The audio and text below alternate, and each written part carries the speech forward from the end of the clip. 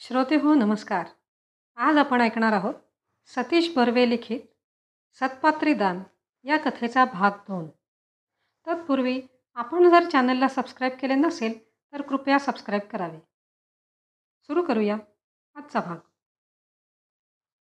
बायकोने आणलेल्या पिशवीतून वसंताने एक कापडी फोल्डर बाहेर काढला. अशा फोल्डरमध्ये महत्त्वाचे दस्तऐवज सुरक्षित ठेवले जायचे. माझ्या लहानपणी जिल्हा परिषदेच्या कचेरीत असे फोल्डर बघितल्याचे आठवले मला. वसंताने तो फोल्डर माझ्या हाती दिला आणि तो म्हणाला, ह्यात तुमच्या गहाण म्हणून ठेवलेल्या घराची कागदपत्रे आहेत. वसंताचं बोलणं ऐकून मला धक्काच बसला. कारण आमच्या राहत्या घराच्या व्यतिरिक्त आणखी एक घर नानांचे होते ही गोष्ट मी पहिल्यांदाच ऐकत होतो. माझ्या चेहऱ्यावरील भाव वसंताने ओळखले आणि तो म्हणाला, मला देखील ह्या बाबतीत त्या दिवसांपर्यंत काही माहिती नव्हती, ज्या दिवशी बाबांनी त्यांच्याजवळ गहाण ठेवलेल्या जमिनींचा व्यवहार माझ्या हाती सोपवला. काही वर्षांपूर्वी मी जेव्हा त्या व्यवहारांचे कागदपत्र तपासायला घेतले तेव्हा हे दस्त माझ्या नजरेस पडले. ज्या व्यवहारात हा दस्त बाबांकडे आला तो व्यवहार खोलात जाऊन तपासला तेव्हा कुठेतरी काहीतरी चुकतंय हे माझ्या लक्षात आले. मी अशा कागदपत्रांबाबतीत अगदीच नवखा असल्याने त्यातून नेमका अर्थ मला काढता येत नव्हता. बाबांना त्याबद्दल विचारले तेव्हा त्यांनी उडवाउडवीची उत्तरं दिली. ती ऐकून माझी खात्री पटली की केवळ व्यावहारिक अज्ञानामुळे कोणाची तरी फसगत झाली आहे आणि लवकरात लवकर जास्तीचे दस्त मूळ मालकाला देणं आवश्यक होते. पण बाबा मला ते करू देत नव्हते, कारण असं झालं असतं तर बाबांची चोरी पकडली जाणार होती. तुमच्या वडिलोपार्जित संपत्तीची वाटणी झाली होती तेव्हा या दस्तात उल्लेखलेलं घर एक हाती तुझ्या बाबांना मिळणार होतं, एका अटीवर. आणि ती अट अशी होती की त्यातल्या तुझ्या मोठ्या काकांना त्यांचा हक्क सोडण्यासाठी काही रक्कम तुझे बाबा देणं लागत होते. मोठ्या काकांचं गावात बरंच वजन होतं. तुझ्या बाबांकडे काकांना देण्यासाठी आवश्यक असलेली रक्कम नसल्याने मोठ्या काकांनी जबरदस्तीने हे घर तुझ्या बाबांना गहाण ठेवायला लावलं. व्याजाची रक्कम वाढत होती. त्यात तुझ्या आत्याच्या वैद्यकीय शिक्षणासाठी तुझ्या बाबांनी ह्याच घरावर आणखी रक्कम उचलली होती. जसं जमेल तसं तुझे बाबा कर्ज कमी करत होते. काही वर्षांनी ते जवळजवळ फिटल्यात जमा होते. पण त्याच सुमारास तुझे बाबा गेले. नंतर काही दिवसांनी मी हा दस्त तुला देण्यासाठी म्हणून बाबांना विचारले.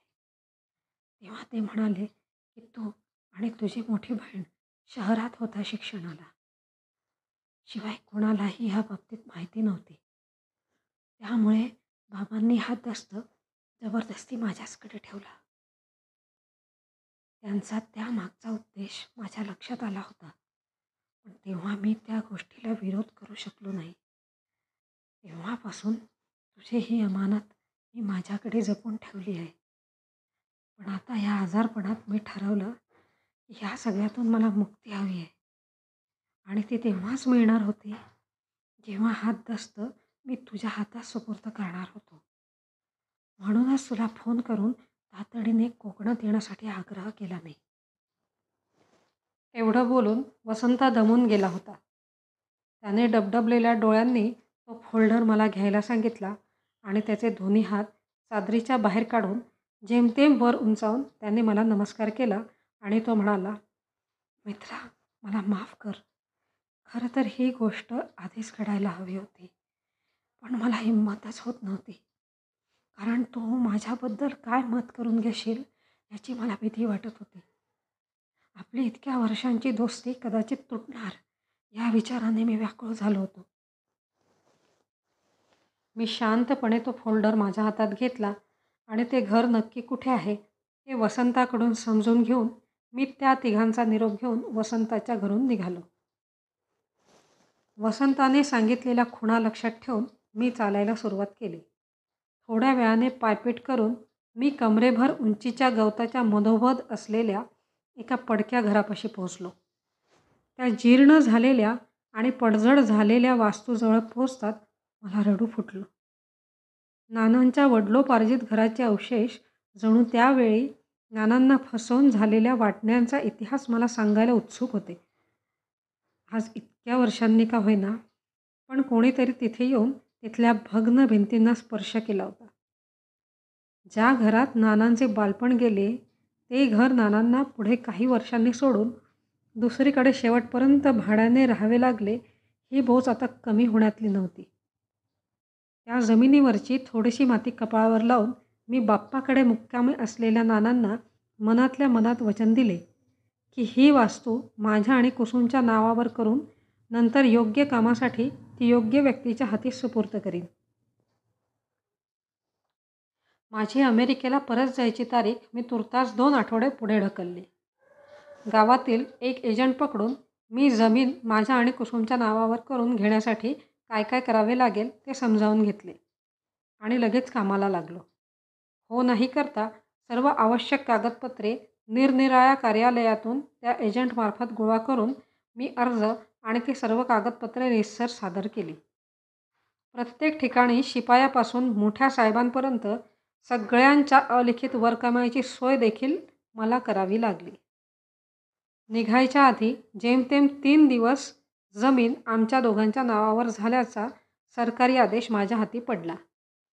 लगोलग नवीन 7/12 देखील मी काढून घेतलं. सगळ्या कागदपत्रांची झेरॉक्स प्रत काढून मी ती कुसुमताईला कुरिअरने पाठवून दिली. माझ्या पुढील कामासाठी आवश्यक तेवढ्या झेरॉक्स प्रती मी काढून घेतल्या. गावाचा निरोप घ्यायच्या आधी मी परत एकदा वसंताच्या घरी जाऊन आलो आणि त्याचे परत एकदा मनापासून आभार मानले.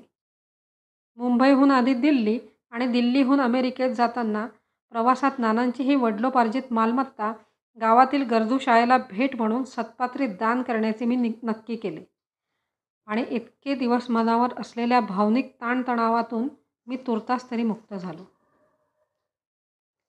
पुढचा भाग पुढच्या व्हिडिओमध्ये ऐकायला आणि चॅनल सबस्क्राईब करायला विसरू नका.